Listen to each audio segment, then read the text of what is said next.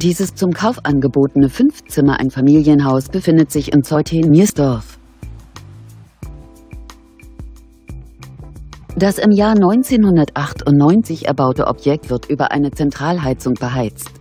Das Haus verfügt über einen Balkon. Es hat eine Einbauküche.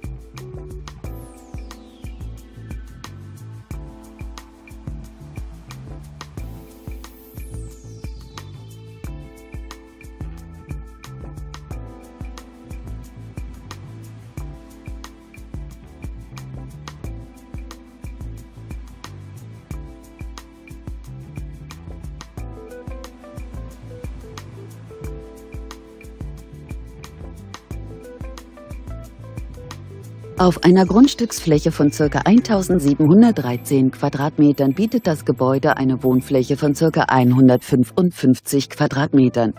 Das Objekt hat einen Kaufpreis von 450.000 €. Wir freuen uns, Sie näher zu informieren.